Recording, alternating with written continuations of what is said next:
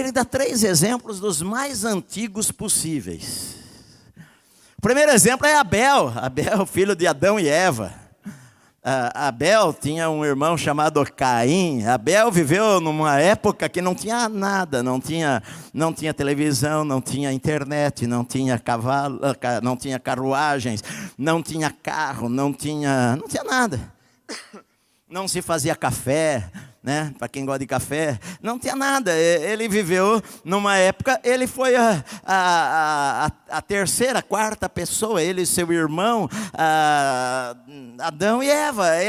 Eles nasceram fora do paraíso, eles nasceram depois que Adão já havia cometido o pecado, já estava fora do paraíso, e do Éden, do jardim do Éden. E Abel, ele foi trabalhar com ovelhas, e Caim, o seu irmão, foi trabalhar na terra.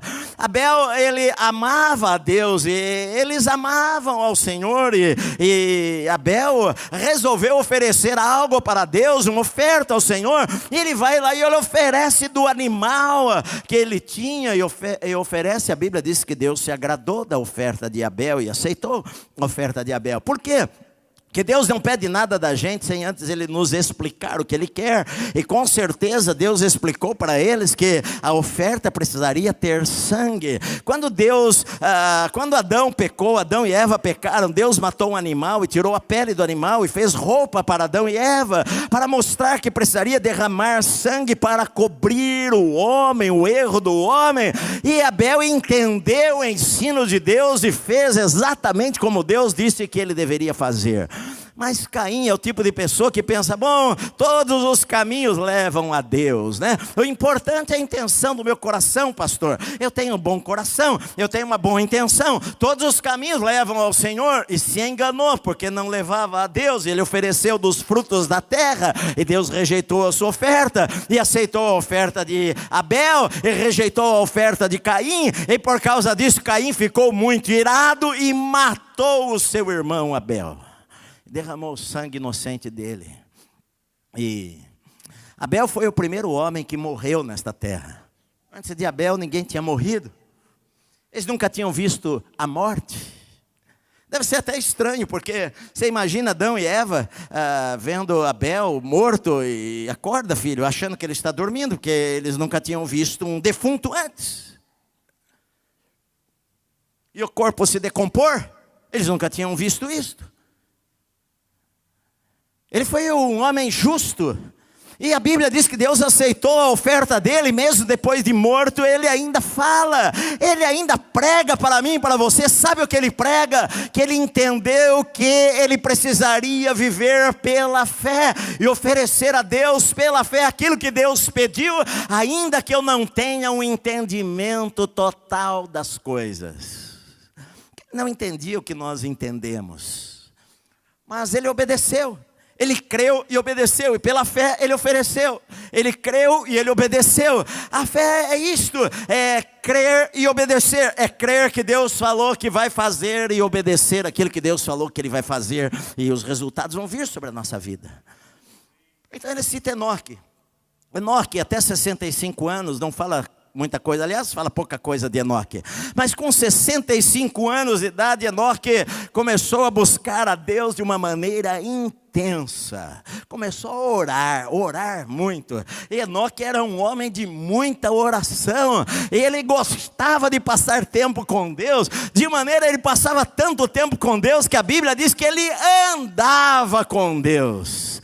Eu gosto do que uma criança falou o seguinte, porque Enoque, ele estava tão perto de Deus, que a Bíblia diz que ele não morreu. Enoque e Elias não morreram, eles foram transladados enquanto estavam vivos. E uma menininha falou o seguinte, Enoque, ele andou com Deus, ele gostava de andar com Deus, todos os dias ele andava com Deus para lá e para cá. E um dia ele andou tanto com Deus, que ele foi tão longe, que Deus falou para ele, Enoque, você já foi tão longe comigo, que é melhor você nem voltar mais para sua casa, vem aqui já morar na minha casa. E a Bíblia diz que Enoque foi trasladado, porque ele agradou a Deus. E então ele fala, porque sem fé é impossível agradar a Deus. Sem fé é impossível agradar a Deus. Então ele cita Noé. E ele fala de Noé, que Noé, ele viveu muitos anos antes de Moisés. E Noé, ele achou graça diante do Senhor. A Bíblia diz que Deus olhou para a terra e viu que aquilo que o homem estava fazendo era mal, era pecado, desagradou-se. Mas Deus olhou para Noé, e Noé achou graça diante de Deus. E Deus então falou para ele: Noé, construa uma arca, Noé, porque vai chover sobre a terra e vai inundar a terra. E o incrível é que Noé creu. Ele construiu um barco. Ele estava a mais de 500 quilômetros a 600 quilômetros do mar. Não era normal ter barcos no mar, mas era anormal construir um barco a 600 quilômetros do mar. Na verdade, o barco tinha mais ou menos 150 metros de comprimento. 2 vezes o comprimento deste salão aqui. 30 metros de altura, esta altura aqui. Olha só, isso aqui era o barco de Noé, 2 vezes o comprimento disso daqui. E acho que tinha 15 a 20 metros de largura. E ele fez 3 andares no barco. E Deus falou para ele: olha, você vai trazer os animais, eu vou trazer os animais para estar no barco. E Noé creu em Deus. Todas as pessoas riram de Noé e acharam que Noé estava louco. Porque muitas vezes em nossa vida, quando nós resolvemos viver pela fé, as pessoas que não entendem vão achar que nós estamos loucos também. Você está louco de ir na igreja? Você está louco? Você está louco em crer em Deus? É que nem a mulher de Jó falou para ele: larga o teu Deus, amaldiçoa Deus e morre. Você está louco em crer em Deus? Às vezes as pessoas que não entendem a fé, elas acham que nós estamos ficando malucos, porque como você crê em Deus numa situação dessas? E a Bíblia diz que Noé foi lá e começou a fazer o barco. Ele construiu um barco, e não choveu por mais de 100 anos, demorou para cair a chuva. Ele construiu o barco e começou lá a pegar madeira, conforme Deus falou para ele. Você imagina o primeiro dia, o segundo, o terceiro, 1 mês, 2 meses, 6 meses, 1 ano, 2 anos, 20 anos, e todo mundo passava e dava risada, falava: o maluco do Noé, o que será que ele está falando? Enquanto isso ele pregava o arrependimento às pessoas, e ia fazendo o barco, e todos riram dele, menos Deus, porque Deus havia falado. E a Bíblia diz que pela fé ele aparelhou uma arca e salvou a sua família, porque quando começou a chover e as comportas do céu se abriram e a terra começou a ficar inundada de água, e os homens subiam nas árvores para tentar escapar da enchente, e a água subiu muitos metros acima do monte mais alto da terra. Todas as culturas antigas falam, até as indígenas falam, de um grande dilúvio que um dia aconteceu na terra. A terra foi inundada e as pessoas talvez tentaram agarrar na arca, mas a porta estava fechada por fora, não tinha como abri-la. E os homens não riram mais, porque às vezes as pessoas riem da gente agora, mas um dia vão saber que aquilo que nós estávamos falando era a verdade de Deus e que iria acontecer. Agora a pergunta é: onde está a sua fé? Eu acredito que tem 2 capítulos incompletos na Bíblia. A Bíblia é um livro completo, claro. Mas eu acho que tem 2 capítulos que Deus não colocou um ponto final, que a história continua a ser escrita. O primeiro é o livro de Atos. Atos dos Apóstolos termina no capítulo 28, mas eu e você estamos escrevendo o capítulo 29 de Atos dos Apóstolos. A igreja está escrevendo continuamente a história da igreja, está sendo recordada lá no céu, os mártires da igreja, os pregadores de fogo de avivamento da história da igreja, Charles Finney, John Wesley, homens que sacudiram esta terra para Deus. Atos 29 continua sendo escrito através da minha vida e através da sua vida, meu amado. Eu acredito que o livro de Hebreus, capítulo 11 também, a história continua. Porque ele falou: falta-me tempo para falar. Falta tempo para eu falar para vocês de Gideão, de Jefité, de Sansão, de Samuel, dos profetas.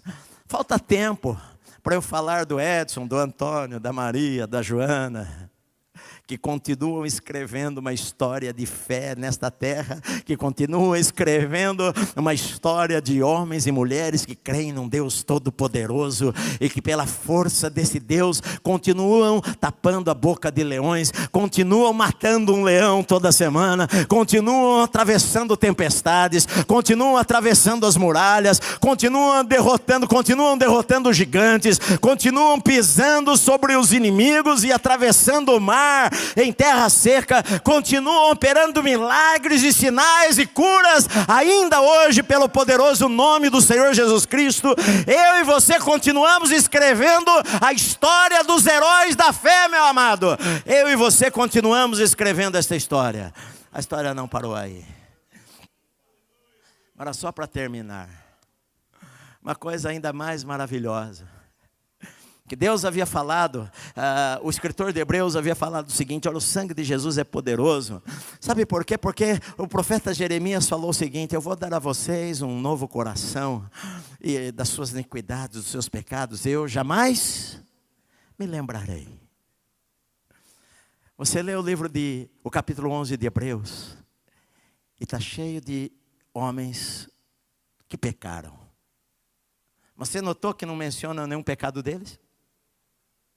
Deus fala de Davi como homem de fé, não fala do adultério dele, não fala que ele mandou matar Urias. Fala de Sansão, que chegou a dormir com prostituta, que morreu ali por causa de Dalila, que ficou cego, morreu antes da hora. Deus não fala isso, Deus não fala do seu pecado. Deus fala: me falta espaço para falar da fé de Sansão. Sabe por quê? Porque Deus não lembra mais os nossos pecados quando eles são cobertos pelo sangue de Jesus, meu amado.